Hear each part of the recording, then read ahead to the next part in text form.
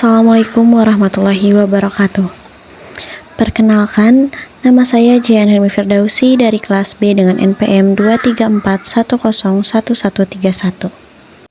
Di sini saya akan menyampaikan ringkasan pokok materi yang telah disampaikan dalam video pengajaran yang telah disampaikan oleh Ibu Wulan Triutanti SKM MPH sebagai dosen pengampu mata kuliah Gizi Kesehatan Masyarakat pada pertemuan ke-10 dengan materi kebutuhan gizi bayi dan balita.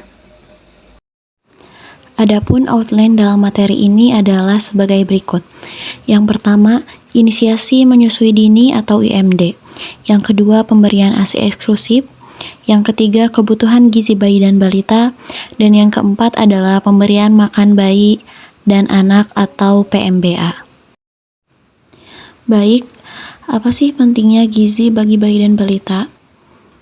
Untuk yang pertama, bayi adalah anak mulai umur dari 0 sampai 11 bulan, sedangkan balita adalah anak umur 12 sampai 59 bulan, yang mana pada rentang umur tersebut adalah termasuk periode emas pertumbuhan yang termasuk pada 1000 pertama kehidupan, yang dimulai dari janin dalam kandungan sampai anak usia 2 tahun, yang mana fase pertumbuhan pada periode ini lebih cepat dari keadaan normal.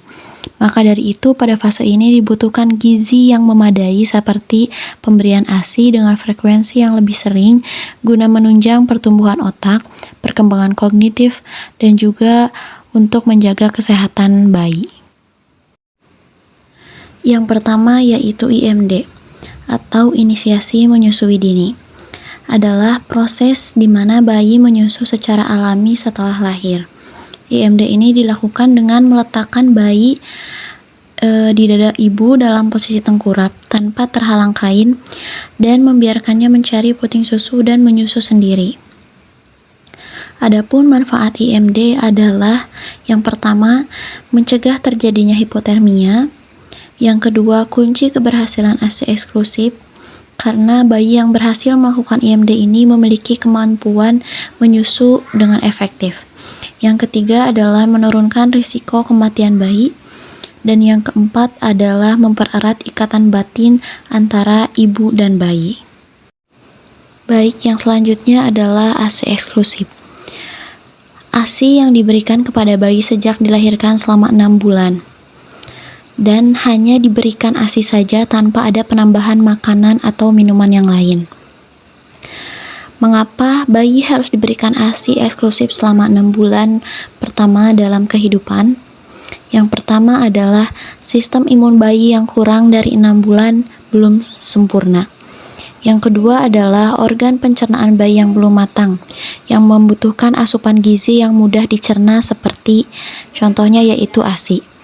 Yang ketiga yaitu mengurangi resiko terkena alergi. Yang keempat, mencegah kejadian obesitas di kemudian hari, karena menunda pemberian MPASI hingga 6 bulan itu dapat melindungi obesitas di kemudian hari akibat proses pemecahan sari-sari makanan yang belum sempurna. Yang kelima adalah mengoptimalkan pertumbuhan otak, karena dalam ASI mengandung gizi khusus yang diperlukan untuk otak bayi agar tumbuh secara optimal. Dan yang keenam adalah perkembangan emosi bayi.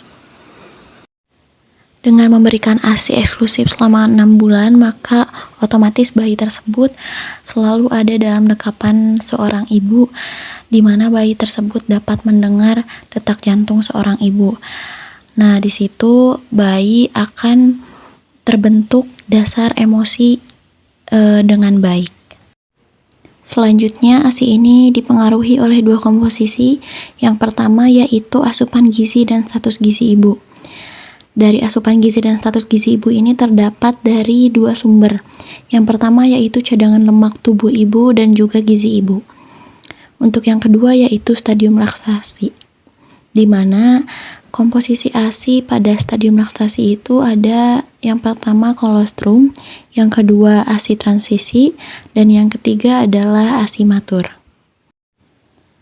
Yang selanjutnya adalah hal yang perlu diperhatikan ibu saat menyusui bayi. Yang pertama adalah mengenali kebiasaan menyusui seorang bayi tersebut. Yang kedua, ibu tahu ketika bayi di mana bayi itu sudah kenyang untuk menyusu. Yang ketiga, pastikan bayi mendapat ASI formil atau ASI yang muncul pada awal proses menyusui dan hin milk atau ASI yang muncul di akhir yang tentunya banyak mengandung protein dan lemak. Baik, selanjutnya adalah apakah ibu yang bekerja atau bisa disebut sebagai wanita karir dapat memberikan ASI eksklusif? Tentunya bisa, tapi ada beberapa hal yang perlu disiapkan oleh ibu tersebut. Beberapa hal seperti mempelajari cara memperah susu, cara menyimpan ASI, seperti harus disimpan dalam tempat bersih dan tertutup, harus menggunakan wadah yang BPA free, serta memiliki dukungan dari keluarga untuk memberikan ASI perah. Selanjutnya yaitu kebutuhan gizi bayi dan balita. Usia 0-6 bulan dapat tercukupi hanya dengan pemberian ASI saja. Sedangkan ketika sudah berusia lebih dari 6 bulan, bayi sudah harus memulai diperkenalkan dengan makanan pendamping ASI atau bisa kita sebut MPASI untuk memenuhi kebutuhan gizinya. Nah, untuk angka kecukupan gizi dan energi setiap orang yang disesuaikan dengan kelompok umur, tinggi badan, dan juga berat badannya. Yang selanjutnya yaitu pemberian makanan bayi dan anak. Terdapat prinsip pemberian makanan bayi dan anak yang baik. Yang pertama yaitu IMD atau inisiasi menyusui dini, dan yang kedua yaitu menyusui eksklusif, di mana bayi tersebut dalam rentang usia 0-6 bulan.